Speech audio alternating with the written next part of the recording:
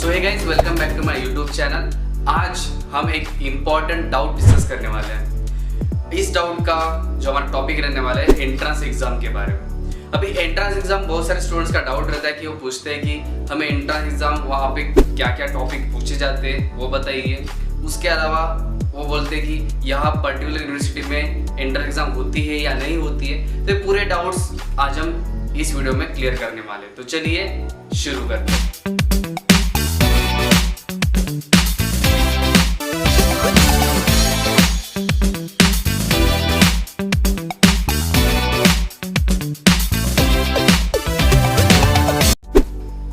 तो जो entrance exam होता है, अभी एंट्रेंस एग्जाम जो होती है अलग अलग यूनिवर्सिटी की अलग अलग एंट्रेंस एग्जाम होती है। जैसे कि अभी जो फिलहाल जो कंडीशंस चल रही है, तो इससे सभी यूनिवर्सिटीज ने जो एंट्रेंस एग्जाम है तो ऑनलाइन कर दी है। अभी इस ऑनलाइन एंट्रेंस एग्जाम में आपको इंडिया से आप एंट्रेंस एग्जाम दे सकते हो, लेकिन ये फैसिलिटी जो रहती है ये अभी तक ही वैलिड है। लेकिन इसके बाद कुछ यूनिवर्सिटी अपनी जो एंट्रेंस एग्जाम है वो ऑफलाइन कर देगी। तो बहुत सारी यूनिवर्सिटीज जो अपनी एंट्रेंस एग्जाम ऑफलाइन कंडक्ट करवाती है और कुछ यूनिवर्सिटीज ऑनलाइन भी कंडक्ट करवाती है। अब जो ऑफलाइन एंट्रेंस एग्जाम कंडक्ट करवाती यूनिवर्सिटीज है, उसके लिए आपको वहां पे जाके एंट्रेंस एग्जाम देनी पड़ती है। अब उस एंट्रेंस एग्जाम में क्या होता है कि बहुत सारे स्टूडेंट्स के मन में ये ख्याल होता है कि अगर वो उस एंट्रेंस एग्जाम को हम अगर क्लियर नहीं कर पाए तो हमारा क्या हो, जो हमने पैसे लगे थे हमारे तो वो तो सारे चले जाएंगे कि हमारे पैसे वहाँ पे डूबने आ जाए। तो ये ऐसा कुछ नहीं होता है। अभी इसके बारे में अब हम डिटेल में डिस्कस करने वाले हैं। तो वहाँ पे जाने के बाद आपको वहाँ पे 10 या 15 दिन आपको जो आप कंसल्टेंसी से जाते हो, जो आप एजेंट आपको भेजा जाता है, वहाँ पे आपको गाइडेंस दिया जाता है 10 से 15 दिन।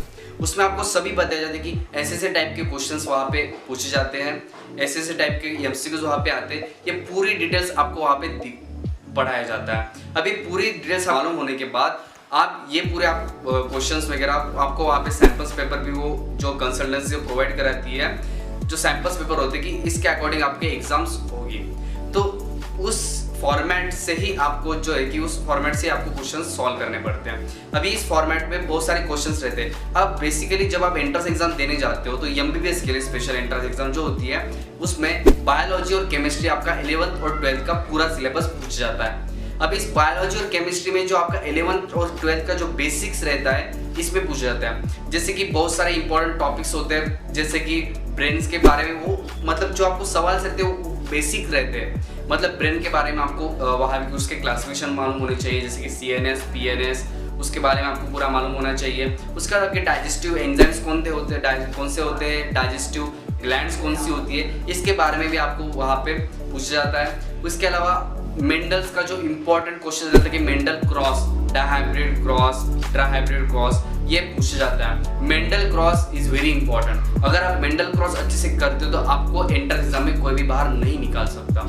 तो आप ये जो मेन आपको जो ये है ये पूरे टॉपिक कर लीजिए। अब ये जो एंट्रेंस एग्जाम होती है, अब एंट्रेंस एग्जाम यहाँ पे जो होता है कुछ यूनिवर्सिटीज में सिर्फ थ्योरी होता है, या फिर कुछ यूनिवर्सिटी में थ्योरी प्लस इंटरव्यू दोनों होते हैं, जहाँ पे आपको ओरली भी पूछा जाता है और आपको एमसीक्यूज भी वहाँ पे थ्योरी आपको वहाँ पे लिखनी पड़ती है। तो इसके अकॉर्डिंग कुछ यूनिवर्सिटी में एंट्रेंस एग्जाम होती है। अभी कौन कौन सी यूनिवर्सिटी एग्जाम्स होती है, क्या क्या होता है, इसके बारे में डाउट्स आप नीचे गए डिस्क्रिप्शन नंबर पे कॉल करके हमसे पूछ सकते हो। कौन सी यूनिवर्सिटी है, इसमें कैसी एंट्रेंस एग्जाम होती है, उसके बारे में आप सभी जानकारी हमसे ले सकते हो।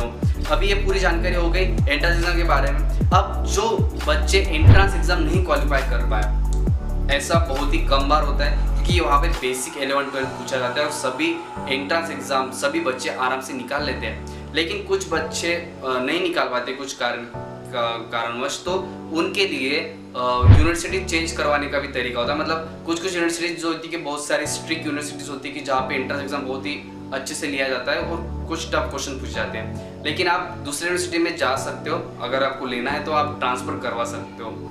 ये ट्रांसफ़र करने के लिए भी आपको जो कंसल्टेंसी आपको प्रोवाइड कराती है, ट्रांसफर करने के लिए आप ट्रांसफ़र भी कर सकते हो आपके एडमिशन्स दूसरी यूनिवर्सिटीज़ में, जहाँ पे जाके आपको एंट्रेंस एग्जाम वहाँ पे भी देना पड़ता है। तो एंट्रेंस एग्जाम जब आप जाते हो तो रशिया में अगर आप जाते हो तो रशिया में सभी यूनिवर्सिटीज़ में आपको एंट्रेंस एग्जाम देना पड़ता है। इट इज़ अ कंपल्सरी, ये आपको ध्यान रखना है। अभी जब भी आपको एंट्रेंस एग्जाम के बारे में कोई भी दिक्कत आती है, कुछ भी प्रॉब्लम अगर आपको होता है एंट्रेंस एग्जाम के बारे में, आपको कुछ भी जानना है, बहुत सारी इंफॉर्मेशन चाहिए, तो आप नीचे के डिस्क्रिप्शन नंबर पे हमें कॉल करके आप पूछ सकते हो एंट्रेंस एग्जाम के बारे में। हमारी मेडिकोज डिजायर की पूरी टीम आपको सपोर्ट में रहेगी, आपको पूरे क्वेश्चंस का आपका जवाब देगी। सकते हो हमारी मेडिकोज डिजायर की टीम आपको हर वक्त हर दम आपको आपके सवालों का जवाब देने के लिए तैयार रहेगी। चलिए मिलते हैं नेक्स्ट डाउट सेशन में, तब तक के लिए बाय बाय।